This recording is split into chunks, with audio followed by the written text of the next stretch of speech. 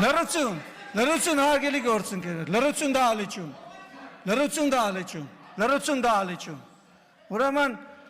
ասում եք թե մարդիկ ինչ են ասում, ասեմ թե մարդիկ ինչ են ասում Ռոբերտ Քոչարյանի մասին, մարդիկ ասում են հայրը թուրք է, բայց մենք երբեք տես բան ստեղից չենք ասում։ Չենք ասում տես բան ստեղից, բայց ասում են, որ հայրը թուրք է, անունն են ասում։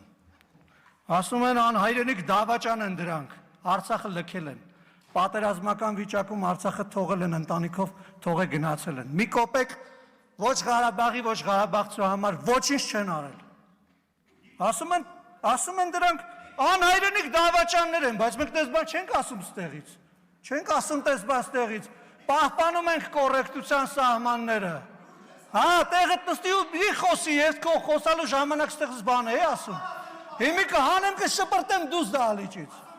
Կհանեմ հիմա քեզ կշպրտեմ դուրս դահլիճից, որովհետև դու խանգարում ես իմ ելույթը Լևոն։ Հանգիստ նստի տեղդ։ Հանգիստ նստի տեղդ։ Հանգիստ նստի տեղդ։ Մատդ էլ իջացրու։ Հանգիստ։ Քո խոսքը ինձ հաճելի չէր, բայց ես նստի տեղդ։ Լսի դու ստեղից խոսացողին չես կարող ընդհատես, տեղդ նստի։ Հանգիստ պարոն Եղոյան, հանգիստ։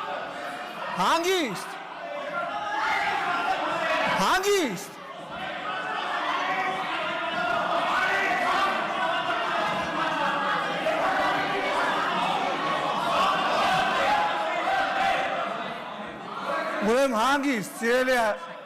հանգստացեք մի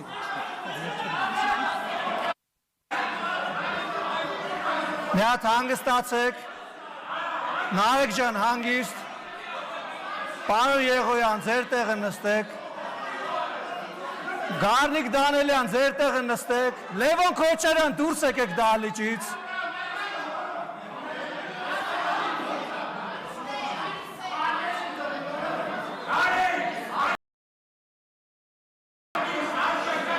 Խնդրում եմ հարգելի գործընկերներ, պարոն Թորոսյան, պարոն Բաքոյան, ձեր տեղը գրավեք, խնդրեմ, շնորհակալություն։ Հանգիստ, պարոն Եղոյան, ձեր տեղը խնդրում եմ գրավեք, շնորհակալություն։ Բայց մենք չենք ասում, ես շարունակեմ ելույթս, չենք ասում ժողովուրդը ինչ է ասում։ Թալանչիներ ասում, անհայրենիք դավաճաններ ասում, ասում է այդ հոկտեմբերի 27-ից հետո, որ լրագրողների հետ պետք է խոսային, որ պետք է Հելներ պարզաբանում տար երկրի ղեկավարը հոկտեմբերի 27-ը տեղի ունեցել երկրում, ասում է թռաշված չի։ Ինչ-որ դեմքի հիստերիկ շարժումներով ու ներվային հիստերիկ պահվածքով։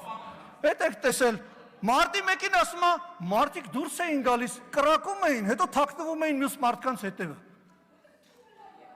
Եվ դրանով ուզում է ապացուցի,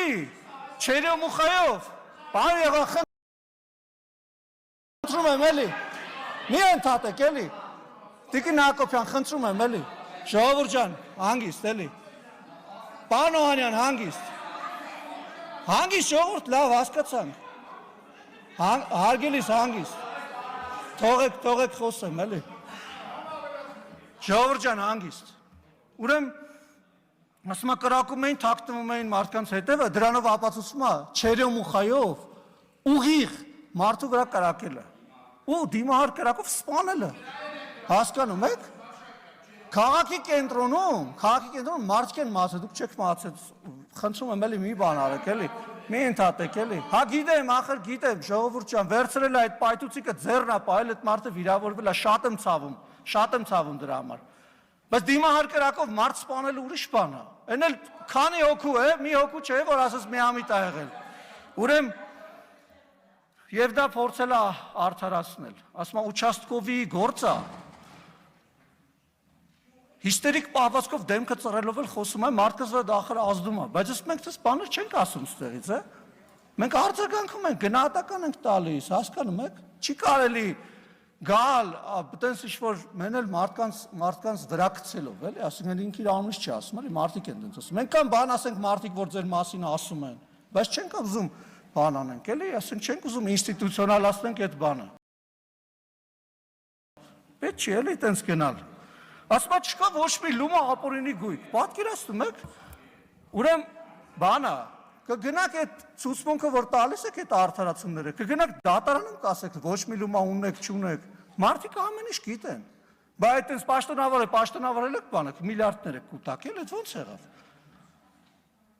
Բա ո՞նց եղավ այդ։ Ղարաբաղը հանձնելուց են խոսում։ Ղարաբաղը հանձնվել է ամեն մարդու ընդեղից գնալով։ Դուք խրախուսել եք ընդեղից լիքը մարդ է գնացել, այդ թվում եկել է Հայաստանում պաշտոններ զբաղացրել։ Մարդկանց փողոցներում ջարդել է, որպեսզի ժողովրդավարություն չլինի։ Երկիրը ո՞նց են դավաճանում։ Դավաճանում են ընտրակեղծարարությամբ։ Այդպես են դավաճանում երկիր։ Դավաճանությունից եք խոսում։ Դավաճանում են ընտրակեղծարարությամբ, մարտի 1-ին մարդկանց գնդակահարելով, այդ գնդակահարումը արդարացնելով։ Իսկ ցավակցական խոսք չեք ասել այդ ընտանիքներին, ասեք ինչի մասին եք դուք խոսում։ Ժողովրդավարությունից եք խոսում, անշարժ բանից եք խոսում, կոռուպցիայից եք խոսում։ Լուրջ դուք դրա իրավունքը բարոյական ունեք ընդհանրապես։